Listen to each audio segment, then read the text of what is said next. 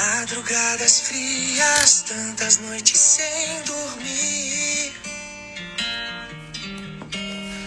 O amanhã incerto, pensas que não estou aqui. Mas do teu amanhã eu cuido. Descansa, sossega, pois eu estou aqui presente, bem juntinho. Eu estou cuidando de você. Eu estou cuidando de você. Pra que esse medo? Pra que desespero? Sou eu quem cuido de você. Eu estou cuidando de você. Eu estou cuidando de você. Pra que esse medo? Pra que desespero? Sou eu quem cuido de você.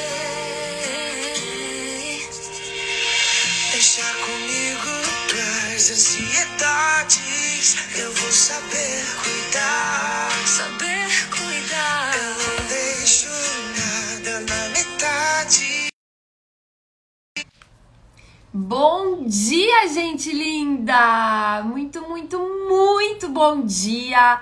Segunda-feira, dia de iniciar uma nova leitura. Mais um livro da Brené. Terminamos na semana passada a leitura do livro A Coragem de Ser Imperfeito, que também é um livro dela, maravilhoso. Esse aqui já é o nosso quarto livro. A gente já tá iniciando... Gente, olha só. Vai muito rápido, né? Porque é meia horinha todo dia. Vai gerando o hábito, a gente vai somando muito rápido. Amém, uma excelente semana. Bom dia, Nath, bom dia. Eu vou ler o nome do perfil aqui, né? GR Home, 2 ideias. Bom dia, amém, Nath. Que assim seja e assim faremos. Amém. Gente, olha só. Hoje a gente vai ter a leitura, meia horinha. E também, no fim, eu vou trazer uma mensagenzinha aqui da minha caixinha de frases pra gente também iniciar a semana com uma frase bem legal. Bora lá, então? Quem nunca participou aqui, como que funciona, tá? Eu faço a leitura, às vezes eu trago algum insight, às vezes não. A ideia é eu trazer o compartilhar da leitura com vocês. E vocês ficam 100% livres pra escrever, comentar, compartilhar, interagir aqui comigo também, tá? Então, vamos lá. Capítulo 1. Qualquer lugar e lugar algum. Quando começo a escrever, inevitavelmente me sinto tomada pelo medo. Sobretudo, quando percebo que as descobertas da minha pesquisa vão confrontar crenças ou ideias há muito enraizadas. Quando isso acontece, logo penso: quem sou eu para dizer uma coisa dessas? Ou ainda, vou deixar as pessoas bem irritadas se questionar suas ideias. Nesses delicados e incertos momentos de vulnerabilidade, procuro inspiração nos bravos, inovadores e disruptores, com sua coragem contagiante. Leio e assisto tudo o que consigo encontrar lançando por eles ou sobre eles, cada entrevista, ensaio, palestra e livro. Assim, quando preciso deles, quando o medo me domina, esses caras vão sentar comigo e me incentivam a continuar. Ainda mais importante é o fato de que, enquanto espiam por cima do meu ombro, eles têm tolerância quase zero com as minhas bobagens. Levou tempo para desenvolver esse processo. No começo, eu tentava a abordagem oposta. Enchia minha cabeça de críticos e pessimistas. Eu me sentava diante da mesa e visualizava o rosto dos professores de que menos gostava, meus colegas mais ácidos e cínicos e meus críticos online mais impiedosos. Se eu conseguir que fiquem felizes, pensava, ou pelo menos calados, vou estar pronta para começar. O resultado era o pior possível para qualquer pesquisador ou cientista social. Descobertas gentilmente reajustadas para enxergar o mundo de um jeito já conhecido. Descobertas que cautelosamente cutucavam ideias já estabelecidas, mas sem irritar ninguém. Descobertas seguras, pasteurizadas e inofensivas, mas nada disso era autêntico. Era um mero tributo a ser pago. Decidi então me livrar daqueles pessimistas e alarmistas. No lugar deles, passei a conjurar homens e mulheres que moldaram o mundo com sua coragem e criatividade, e que, pelo menos em uma ocasião, conseguiram irritar alguém. Eles formavam um grupo bem variado. J.K. Rowling, autora da minha amada série literária Harry Potter, é a pessoa a quem recordo quando... Já vem Harry Potter de novo, né? Aí, Nath. É a pessoa a quem recorro quando preciso introduzir um novo estranho mundo de ideias que acabou de surgir na minha pesquisa.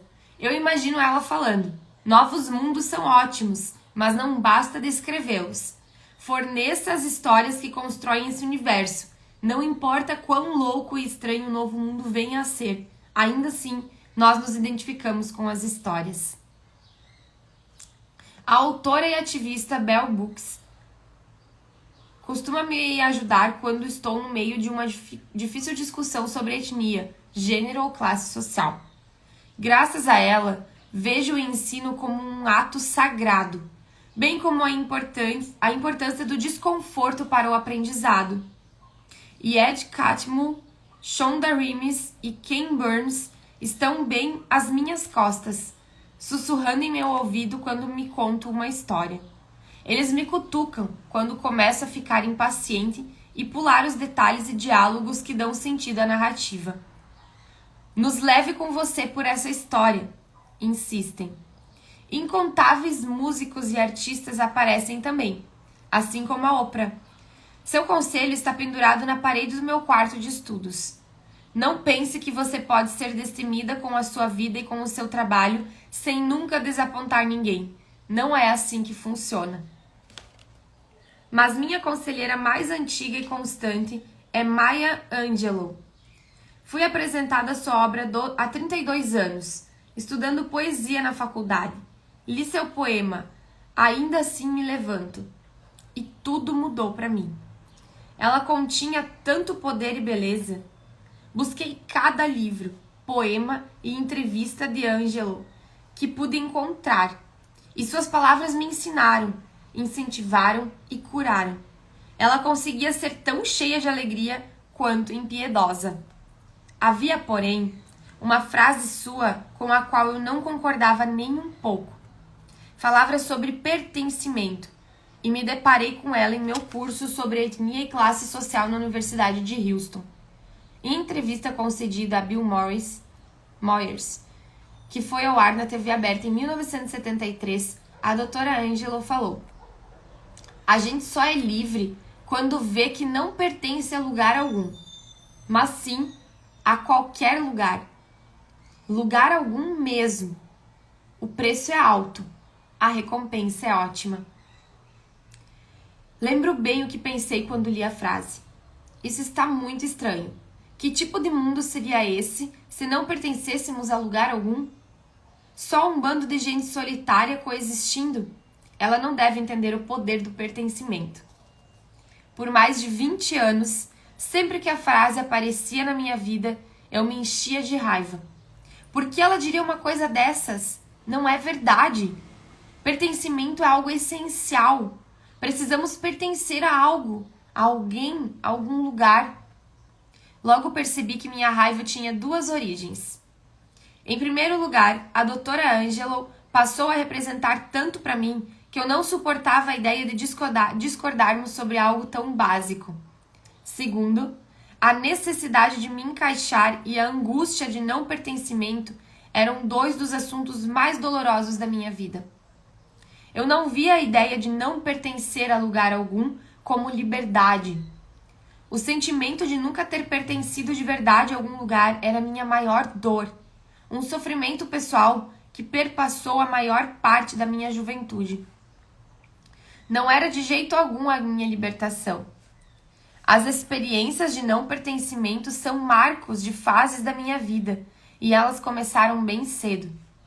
Passei o maternal e o jardim de infância na Paul Rabans Elementary, na costa oeste de Nova Orleans.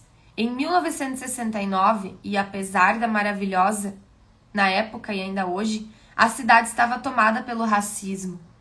As escolas haviam acabado de se tornar oficialmente dessegregadas, bem como no ano da minha entrada ali. Eu não sabia nem entendia muito bem o que estava acontecendo. Era nova demais, mas eu sabia que minha mãe era sincera e teimosa.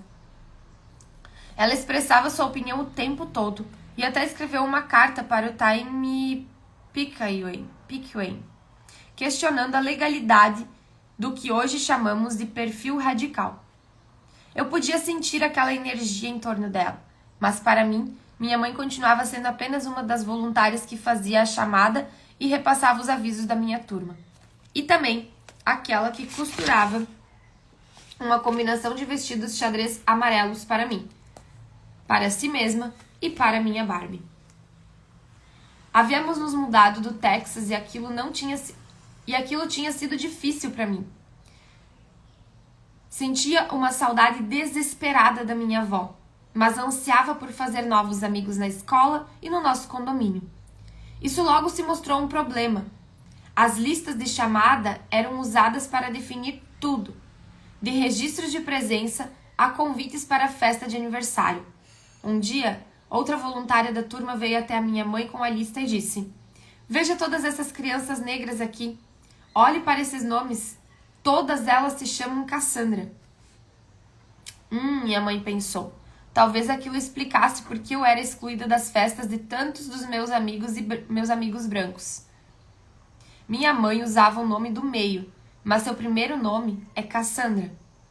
Meu nome completo naquela lista de chamada? Cassandra Brené Brown. Se você é um afro-americano e está lendo isso, sabe exatamente porque as famílias brancas não me convidavam para suas festas. É pelo mesmo motivo que um grupo de graduandos afro-americanos me deu um cartão no final do semestre dizendo: "Ok, você é mesmo a Brené Brown." Eles se inscreveram na minha disciplina sobre questões femininas e quase caíram da cadeira quando cheguei no primeiro dia de aula. Uma aluna disse: "A Cassandra Brené Brown não é você, é?" "Sim, senhora." Também foi por isso que quando cheguei para uma entrevista de emprego como recepcionista de meio expediente numa clínica particular em Santo Antônio, a mulher disse: "Então você é Brené Brown. Que agradável surpresa." E sim, eu saí da entrevista antes mesmo de nos sentarmos. As famílias negras eram acolhedoras comigo, mas seu choque era visível assim que cruzava a porta. Um dos meus amigos me disse que eu era a primeira pessoa branca a entrar na sua casa. É difícil lidar com isso quando se tem 4 anos de idade e tudo que você quer é brincar e comer bolo com os seus amigos. Pertencimento deveria ser algo simples de obter no jardim de infância. E apesar disso, eu já não entendia porque me sentia de fora de todos os grupos. No ano seguinte, nos mudamos para o bairro de Garden District, para que meu pai estivesse mais perto da Universidade Loyola. Gente do céu, quanto inglês nisso. E fui transferida, tá na hora, o inglês tá na hora, né, gente? Pelo amor de Deus. E fui transferida para a Holy Name of Jesus. Eu era anglicana, o que fazia de mim uma entre os poucos alunos não católicos da escola. Acontece que eu era de religião errada, só mais um obstáculo entre mim e o pertencimento. Depois de um ano sendo ignorada, julgada e por vezes excluídas, me mandaram para a diretoria e encontrei Deus esperando por mim. Ou pelo menos foi o que eu pensei. No final, ele revelou um bispo. Passou para mim uma cópia mimeografada do Credo Niceno e juntos lemos o texto inteiro, linha por linha. No fim, ele me deu um bilhete para levar para os meus pais. O bilhete dizia: "Brené agora é católica." Bom dia, mãe! De um jeito ou de outro, tudo correu relativamente bem pelos 2 anos seguintes, conforme fui entrando no ritmo da minha nova vida em Nova Orleans, principalmente porque eu tinha a melhor amiga do mundo inteiro, Eleanor. Mas aí veio um monte de grandes mudanças. Trocamos Nova Orleans por Houston quando eu estava na 4ª série. Depois saímos de Houston para Washington no meu 6º ano. Depois nos mudamos de Washington de volta para Houston. A turbulência e o desconforto típicos do ensino médio foram amplificados para a sensação de ser a eterna novata. Minha única sorte foi que, em meio a todas essas transições, meus pais estavam bem de vida e um com o outro. Apesar da turbulência ao meu redor com escolas, amigos e adultos sempre passageiros, minha casa era um porto seguro. Parecia mesmo um refúgio para a dor que era não pertencer. Quando tudo ou mais falhava, eu pertencia ao meu lar, minha família. Mas as rachaduras começaram a aparecer. Aquela última mudança de volta para Houston foi o princípio do longo e doloroso fim do casamento dos meus pais.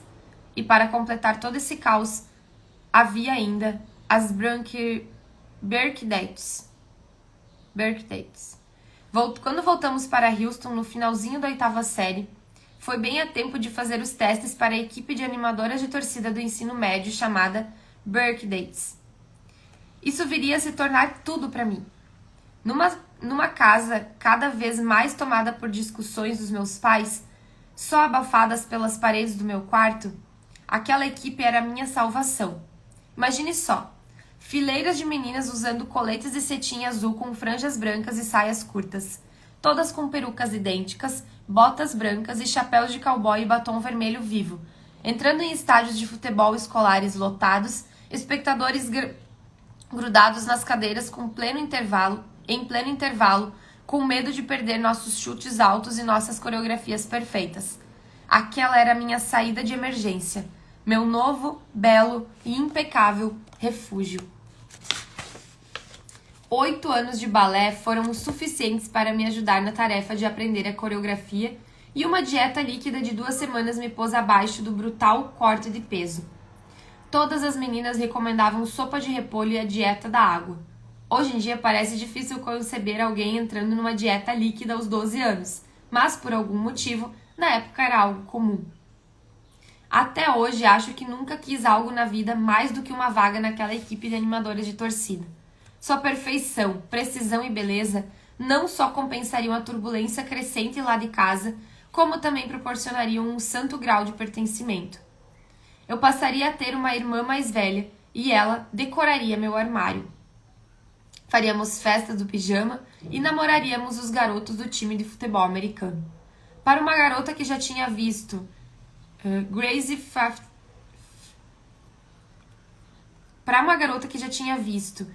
45 vezes, eu sabia que era o começo de uma experiência de ensino médio que incluiria súbitos rompantes musicais e a versão de uma festa de arromba dos anos 1980.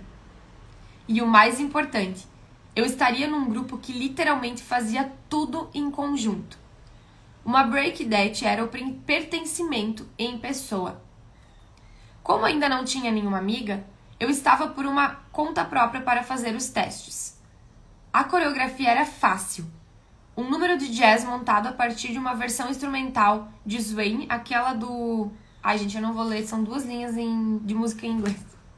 Tinha um monte de passinhos como aquele que você desliza para o lado e abre os braços, e uma parte inteira de chutes altos. Eu chutava mais alto que qualquer outra garota, exceto por uma dançarina chamada Lien. Pratiquei tanto que provavelmente faria aquela coreografia até dormindo. Ainda hoje lembro partes dela. O dia do teste foi aterrorizante. E não tenho certeza se foi o nervosismo ou a dieta de fome, mas ao acordar eu me senti tonta e continuei assim depois que minha mãe me deixou na escola. Hoje, sendo mãe de uma adolescente, de uma pré-adolescente, é meio difícil pensar em ter que entrar sozinha, cercada por grupos de meninas saindo de carros e correndo juntas, de mãos dadas. Mas logo percebi que tinha um problema maior do que esse.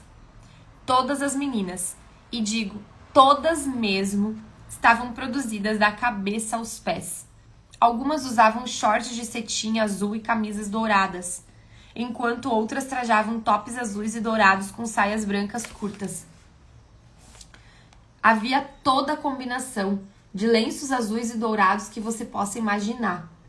E elas estavam super maquiadas. Eu não usava maquiagem alguma e estava com um short de algodão cinza por cima de um colã preto. Ninguém tinha me dito que era para se enfeitar com as cores da escola. Todas elas pareciam tão lindas e maravilhosas. Eu parecia a garota triste cujos pais brigavam demais. Passei na pesagem com quase 3 quilos de folga. Ainda assim, me marcou muito ter visto outras garotas saindo da balança e correndo aos prantos para o vestiário. Pusemos números de identificação nas nossas camisas e dançamos em grupos de 5 ou 6. Tonta ou não, eu arrasei na coreografia.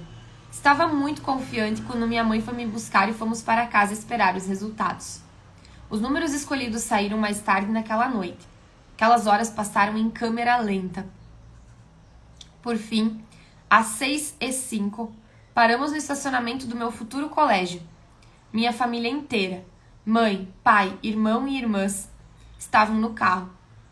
Eu ia checar a lista de classificados e dali seguiríamos rumo a San Antônio para visitar meus avós. Fui até o cartaz pendurado ao lado de fora da porta do ginásio. Uma das garotas do meu grupo de testes estava bem do meu lado. Ela era a mais linda e maravilhosa de todas. E ainda por cima, o nome dela era Chris. Sim, um daqueles nomes agêneros que todos invejávamos na época. A lista estava em ordem numérica. Se o seu número estivesse ali, você tinha entrado na equipe. Caso contrário, estava fora. Eu era número 62. Meu olho foi direto para a casa dos 60. 59, 61, 64, 65. Olhei de novo. A ficha simplesmente não caía. Achei que se olhasse com bastante força e o universo soubesse de tudo o que estava em jogo, meu número talvez aparecesse como um passe de mágica. Minha negociação com o universo foi interrompida pelos gritos de Cris. Ela pulava feito doida, e antes que eu me desse conta, o pai dela saiu do carro, correndo até ela, a agarrou e girou igual acontece nos filmes.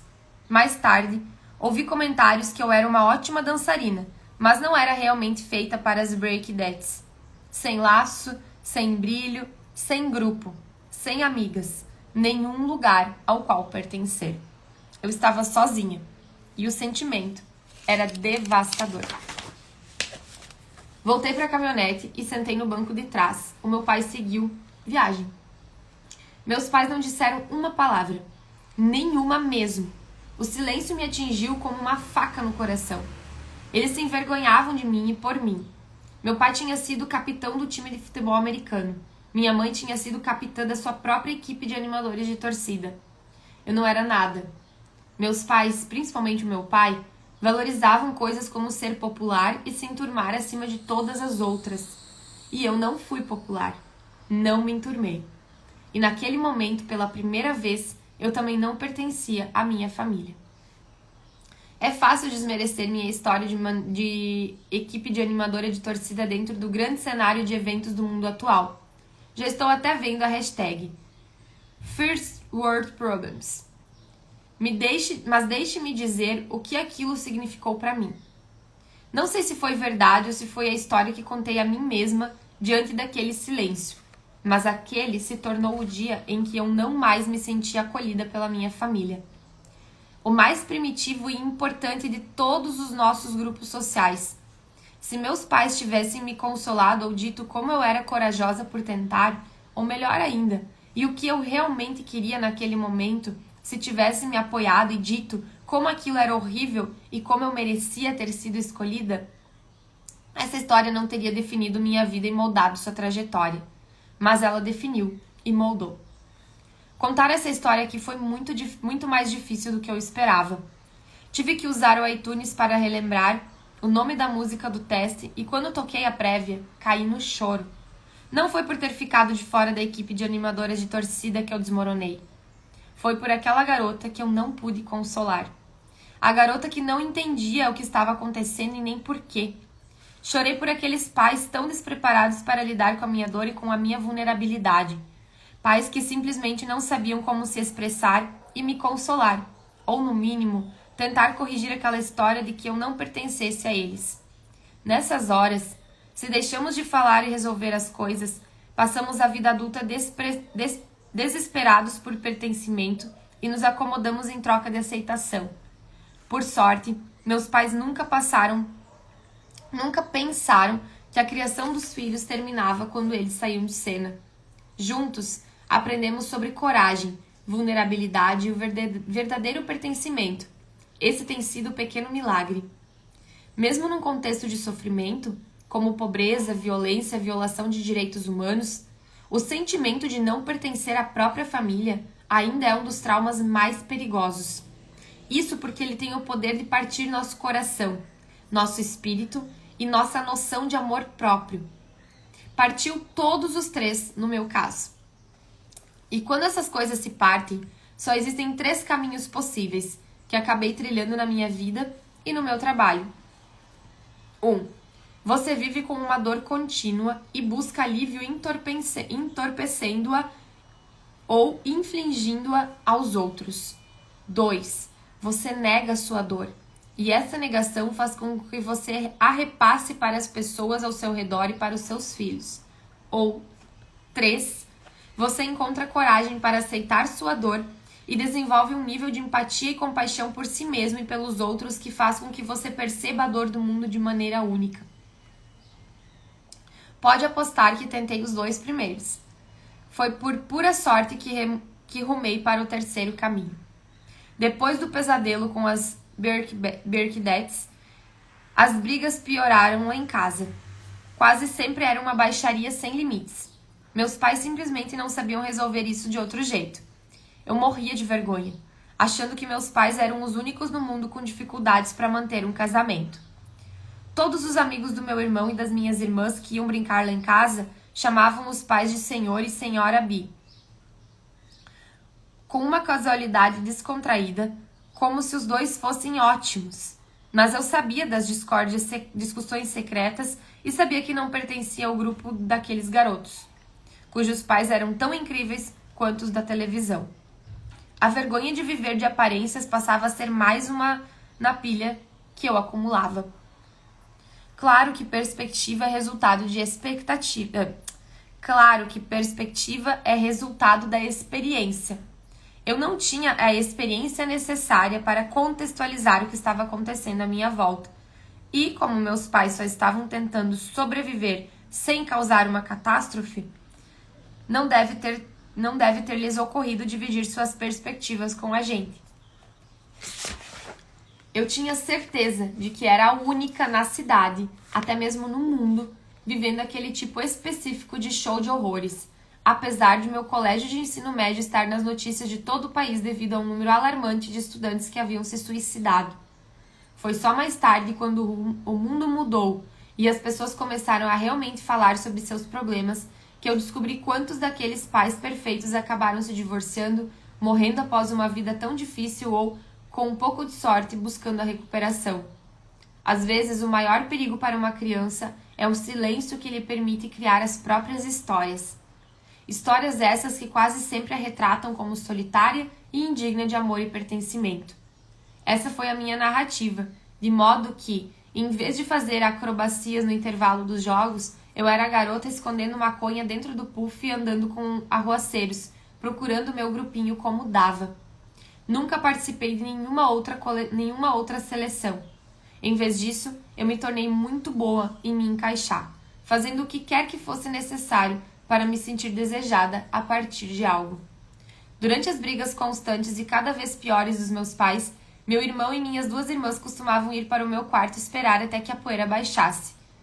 Como a mais velha, passei a usar meus superpoderes de integração recém-adquiridos para descobrir o que provocaria aquela briga, de modo a elaborar intervenções sofisticadas e melhorar tudo. Eu podia ser a salvação para os meus irmãos, para a minha família. Quando dava certo, eu me sentia uma heroína.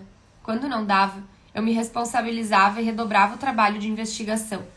Só me ocorreu agora, enquanto escrevo, mas na verdade foi assim que comecei a trocar a minha vulnerabilidade por pesquisas e informação. Olhando em retrospectiva, percebo que provavelmente devo minha carreira ao não pertencimento. Primeiro na infância e depois na adolescência. Descobri meu mecanismo de defesa primário para enfrentar o não pertencimento estudando as outras pessoas. Eu era uma investigadora de padrões e conexões. Sabia que, se identificasse padrões nos comportamentos das pessoas e os conectasse a seus sentimentos e ações, tudo seria mais fácil. Usei minhas habilidades de reconhecimento de padrão para antecipar o que pessoas queriam, o que pensavam ou estavam fazendo. Aprendi a dizer a coisa certa, a passar a impressão certa. Eu me tornei uma especialista em adaptação, uma camaleoa e uma estranha muito solitária para mim mesma. Com o passar do tempo, comecei a conhecer muitas das pessoas à minha volta melhor do que elas próprias. Mas nesse processo eu acabei ficando para trás. Aos 21 anos, já tinha entrado na faculdade e largado, sobrevivido ao divórcio dos meus pais, rodado pela Europa de carona por 6 meses e me envolvido em todo o comportamento autodestrutivo idiota que você possa imaginar, tirando as drogas. Mas eu estava cansada daquilo. Não estava mais funcionando.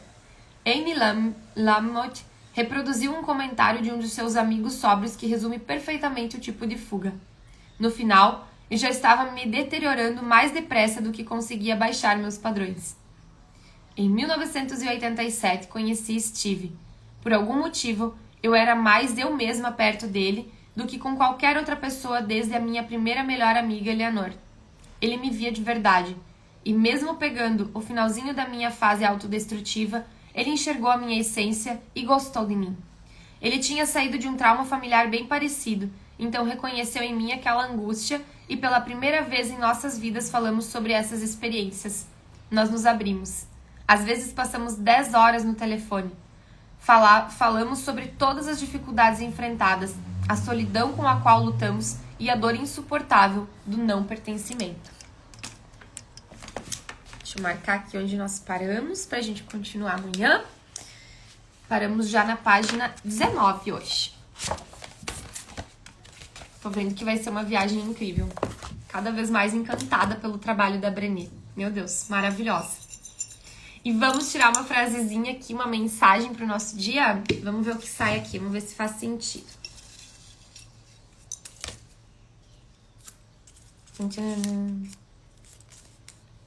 Os nossos maiores problemas não estão nos obstáculos do caminho, mas na escolha da direção errada. Muito bem, gente. Um ótimo e extraordinário dia. Obrigada pela companhia de vocês aqui. Obrigada também a quem assiste depois, que fica salvo lá no perfil. Inclusive, quem é novo por aqui, lá na aba dos vídeos tem várias leituras salvas para quem quiser acompanhar os outros livros que a gente já leu aqui. E todos os dias de segunda a sexta, das 7h30 até as 8h, eu estou aqui fazendo a leitura ao vivo para vocês. Gente, um ótimo dia e que façamos dessa uma semana maravilhosa. Um beijo e até amanhã!